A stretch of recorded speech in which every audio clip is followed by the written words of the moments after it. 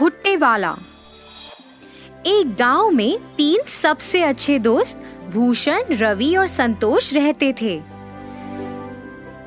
इन तीनों दोस्तों ने मिलकर मकई की फसल की कटाई शुरू की। उनकी पत्नियां नाश्ते के डिब्बे के साथ रोज खेत आती थीं और अपने पतियों को खाना खिलाती थीं। तीनों किसान एक दूसरे के बहुत करीब थे, यहाँ तक कि उनकी पत्नियां भी एक दूसरे के बहुत करीब थीं।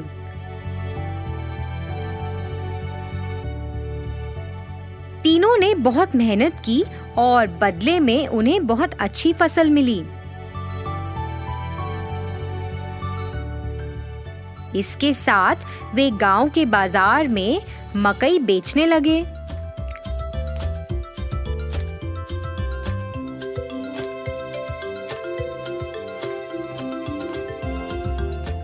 कुछ ही समय में स्वाद और मिठास के कारण सभी मकई भुट्टे बिक गए और दिन के अंत में उन्हें खूब कमाई हुई। उन्हें जो भी मुनाफा मिलता था वह उस पैसे को अपनी पत्नियों को भविष्य में उपयोग के लिए दे देते थे। उन 3 दोस्तों के लिए फसल काटना, खेत में देखभाल करना। तीनों किसान अपनी दिनचर्या में व्यस्त हो गए। उनकी पत्नियां अपने दैनिक घरेलू कामों को पूरा करती थीं और एक साथ एक जगह बैठकर फिर गपशप करती थीं। फिर एक दिन रवि और संतोष की पत्नी आपस में बैठकर बातें कर रहे थे। फिर भूषण की पत्नी अपने गले में एक बहुत लंबी सोने की माला पहनकर आश्चर्यजनक तरीके से उनके पास आई। अन्य 2 महिलाएं उस लंबी सोने की माला को देखकर आकर्षित हुईं और वो भी वैसी माला खरीदना चाहती थीं। यह जानने के बाद कि भूषण की पत्नी ने अपने पति की बचत से सोने की लंबी चेन खरीदी है, उन्होंने भी अपने पतियों की बचत से सोना और साड़ी खरीदे और फिर उन्होंने ऐसा करना शुरू कर दिया।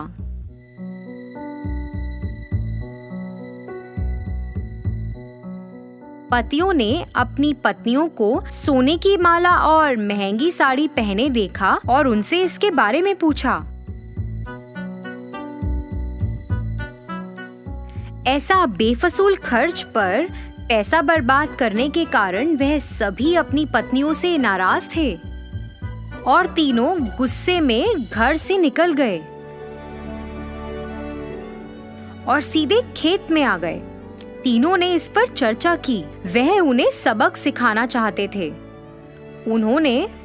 उन्हें ऐसा लगा कि अगर वह अब सही निर्णय नहीं लेंगे तो भविष्य में नुकसान उठाना पड़ सकता है।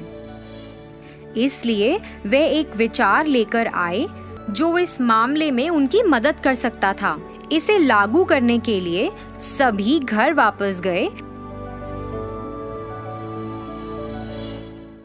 हमारे भविष्य के बारे में बिना सोचे तुमने हमारी बचत को बर्बाद कर दिया। इसके बदले में तुम्हें एक व्यवसाय या नौकरी करके अपने सोने और साड़ियों के मूल्य जितना पैसा कमाना पड़ेगा।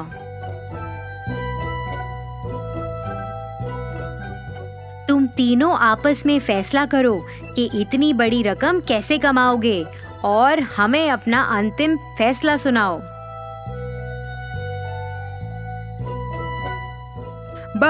हमें बस ये बताएं कि आप तीनों कब शुरू करने जा रहे हैं। जल्दी निर्णय लो। आप महिलाओं के पास सिर्फ 30 दिन हैं।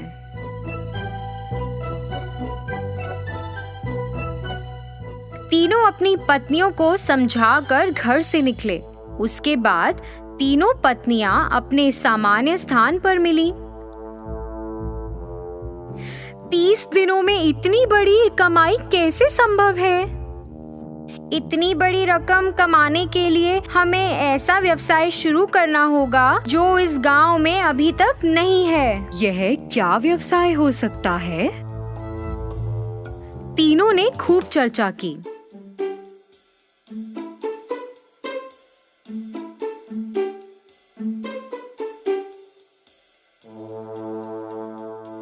अरे मेरे पास विचार है। हमारे पति से सभी भुट्टे खरीदते हैं। हम 3 प्रकार के भुट्टे बेच सकते हैं। एक कच्चे, फिर एक तले हुए और एक वो जिस पर नींबू, नमक और काली मिर्च का लेप हो।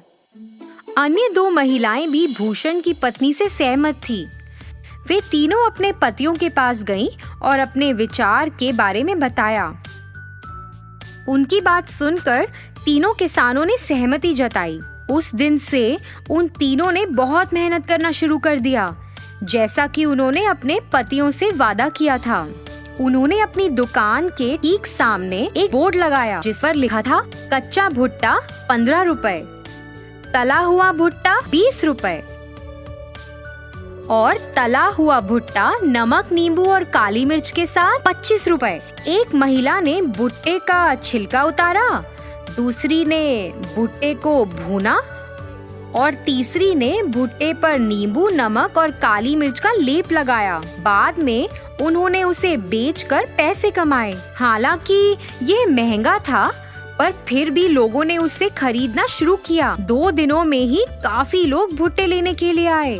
उस मीठे रसीले भुट्टे के लिए लोग लंबी कतार में खड़े होकर इंतजार कर रहे थे। दिन के अंत में उन्होंने भुट्टे बेचकर 6,000 रुपए कमाए। इसी तरह से यह 30 दिनों तक जारी रहा और उन्होंने लगभग 1,80,000 रुपए कमाए। 31वें दिन वे तीनों अपने व्यवसाय से कमाए हुए पैसे लेकर अपने पतियों के पास गईं। पैसे वापस देने के बाद उन्होंने अपने पतियों से वादा किया कि वह अपने व्यवसाय को जारी रखेंगी और कड़ी मेहनत करेंगी। इसी तरह तीनों महिलाओं को पैसों और मेहनत का मूल्य पता चला। उन्हें अपनी गलती का एहसास हुआ। उन्होंने पहले की गई गलती को कभी नहीं दोहराया। उन्होंने अपने पतियों के काम में हाथ भी बटाया। बहुत सारी कमाई के साथ वे नाम और प्रसिद्धि के साथ खुशी से रहते थे।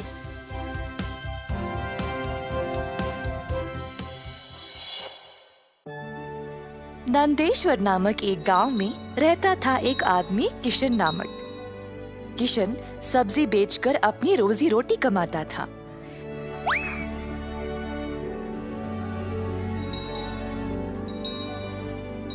किशन अकेला था तो उसी को खेत जाकर किसानों से सब्जी लाना पड़ता था। अपनी मेहनत की कमाई किशन बहुत संभाल कर जमा करता था, परंतु किशन अपनी कमाई से संतुष्ट नहीं था और कुछ अच्छा और बड़ा करना चाहता था। एक दिन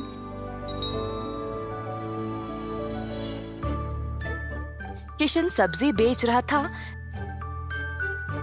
जब एक बूढ़ी महिला अपने सिर पर सब्जी की टोकरी लिए जा रही थी।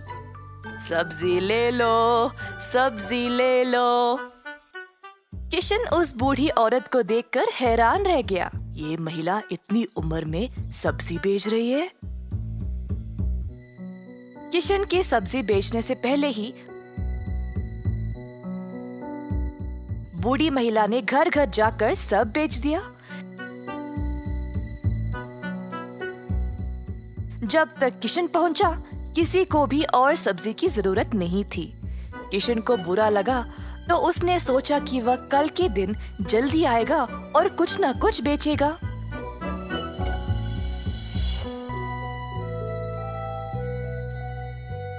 परंतु अगले दिन भी वही हुआ। कुछ दिन बीत गए और किशन जानना चाहता था कि यह बूढ़ी महिला इतनी जल्दी सब्जी कैसे बेच रही थी, तो वह उसका पीछा करने लगा। बूढ़ी महिला को पता चल गया और फिर उसने मुड़कर किशन से पूछा, बेटा, तुम मेरा पीछा क्यों कर रहे हो? क्या जानना चाहते हो? आओ पूछो मुझे। मुझे माफ करिएगा, पर मैं हैरान हूँ ये देखकर कि आप सब्जी हर रोज इतना जल्दी जल्दी कैसे बेच रही है। कुछ दिनों से मैं कुछ भी नहीं बेच पाया और मुझे पता नहीं मैं क्या करूँ। मैं तो कई सालों से सब्जी बेच रही हूँ बेटा, और मैं इस काम से कभी नहीं थकती हूँ। तो बेटा, तुम रोज क्या करते हो? मैं किसानों के पास से सब्जी लेता हूँ और फिर गांव में आकर बेचता हूँ। जो भी कमाई है उससे अपना गुजारा करता हूँ। अब आपकी वजह से कई दिनों से मैंने कुछ भी नहीं कमाया। किसानों से सब्जी क्यों लेते हो? खुद की सब्जी क्यों नहीं उगाते? मुझे मदद के लिए कोई नहीं है। मैं एक छोटी सी झोंपड़ी में रहता हूँ और मेरे पास कोई जमीन भी नहीं है खेती बाड़ी करने के लिए। तुम्हें कोई बड़ी जमीन की जरूरत नहीं है। अपने घर के इर्द गिर्द जितनी भी जगह है उसमें ही तुम सब्जी उगाना शुरू करो। मुझे ये बोलने के लिए बहुत शुक्रिया अम्मा। अब केवल उगाना ही नहीं, अच्छे उर्वरक का उपयोग भी करना, तब तुम्हारी फसल अच्छी होगी। किसान सीधा घर गया और अपने घर के चारों ओर बीज बोने लगा। उसने थोड़ी सी भी जगह जाया होने नहीं दी। उसने जड़ खाने वाले सब्जियां, झाड़ियां, लताओं को बोया। कुछ हफ्तों बाद उसके सब्जियां अच्छे से उगने लगी। किशन ने उनको उखाड़ा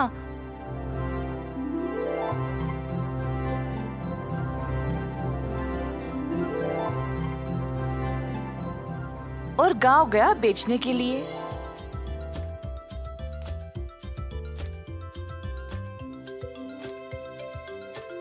दिन पे दिन किशन को और सब्जी उगने लगी। वह अच्छा पैसा कमाने लगा और सब कुछ जमा करके उसने अपने लिए खेती करने एक जमीन का टुकड़ा खरीदा। किशन अब खेती बाड़ी करने लगा और उसकी फसल अच्छी खासी निकलने लगी। जल्द उसने एक सब्जी की दुकान खोल ली, कई तरह के सब्जियों के साथ। गांव के सारे लोगों को किशन की सब्जियां अच्छी लगने लगी और उसी के पास आने लगे सब्जी खरीदने।